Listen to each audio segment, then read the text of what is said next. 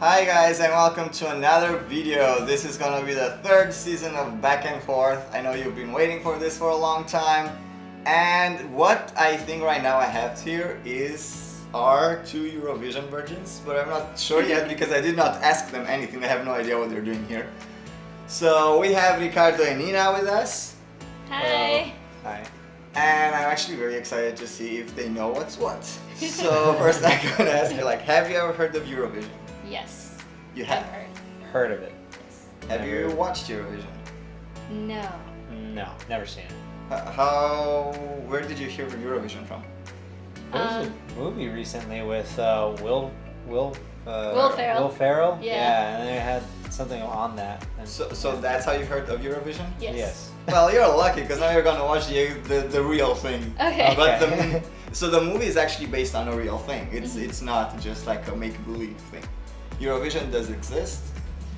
It's not I hope is not as dramatic as the movie, but Eurovision does exist and it's quite weird. Alright. Alright. First, I'm gonna tell you how Eurovision works, so you kind of have like a little bit of context. Different countries from Europe, and not geographically really in Europe, compete in this competition. They all send just one song.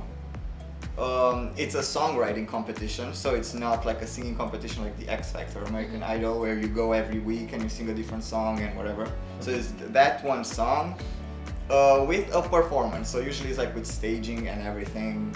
You saw? Did you actually watch the movie? Yeah. Yes, we did. We watched it. So you do get performances kind of like in the movie. Okay. The movie is not so far-fetched with what the stagings are. I'm telling you this ahead of time. So all these countries are competing. People are then voting, and every country gives points to other countries. So you cannot vote for your own country. When you're like, if I'm in Germany, I cannot vote for the German song. Okay. Oh. But it's not the amount of votes that wins the show. Like in every country you will get like a top of like how everyone voted. The first place in each country gets 12 points, second place in each country gets 10 points, and so on. So even if you're like in San Marino and only 100 people voted, San Marino still gives you the same amount of points as Okay. Russia, let's say, which are a lot of people. So this is how Eurovision works. I am curious if I forgot any rules, but probably I'm gonna figure out while we're watching. My first question would be, do you know when Eurovision started? No. No, not at all. Did you guess? I mean, you watched the movie. You should have kind of an idea. Like somewhere around the 70s? 80s? The 70s, 80s is probably what you saw in the movie. Yeah. Huh.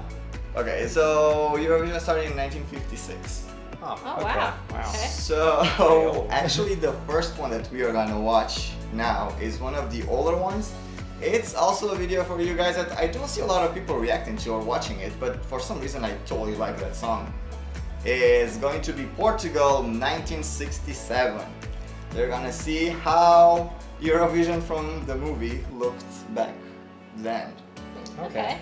They even have like special effects. I wonder if you're gonna notice the special effects of 1967. I'm excited. So here we go with Eduardo. I cannot pronounce his last name. Vento, Mudou. Vento, Mudou.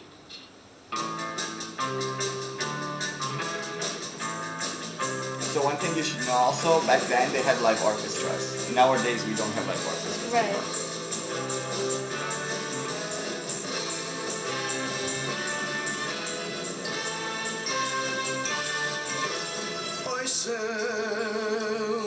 Do you see the special effects? I see. That's it, yeah.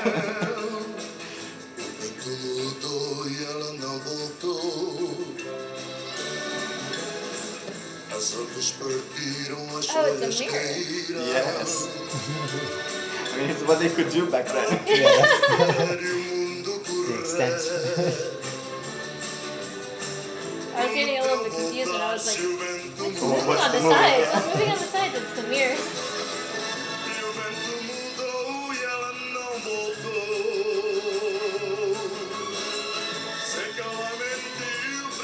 I like it. Not bad. I mean, the song. I love this song too. I don't understand why people are not really talking about it. Yeah. Is this more like a romantic song? Yes. What I'm hearing from them. Okay. estou tão só. His voice is so deep. Yeah. Batam-lhe a janela, chorem sobre ela. E as nuvens choraram e quando voltaram. Also, nowadays, it's a bit rarer to hear songs being sang in the native language of the persons. Now they all pretty much go for English because it's easier to win. Ah, Really? Yes. gotcha. But back then, you were not even allowed to use a different language. You had to use one of the official languages of your country. Oh, wow. So why did they do that? To not allow anyone else to speak a different language? Well, back then, it was just when it started, no one I think even thought of it. Oh, So okay. for many years, people were just like singing their own language. Okay. And then suddenly, at some point, a Swiss act decided to sing in English. And I think the others thought that was not really all that fair. So right the next year after that country competed with an English song, they changed the rules to make it like mandatory to use one of your languages. But that then was dropped some years later. But now I think it's being overused. Actually, the songs that are not in English seem to be more interesting because there's so many in English. Then when you hear one that is not in English, it makes you pay more attention. But Okay. I do agree that the English ones, it's easier, especially if it's like a song with a message and it's not like a funny song or like a dancey song. It's a lot easier to understand the message. Yeah. You kind of know, what's Yeah. going on. Kind of like with this one. Even though I really like Portuguese, so I kind of like the way it sounds, even if I don't understand everything. Yeah. But in English, obviously a lot of people are gonna vote for it because they're gonna understand. Understand. Yeah.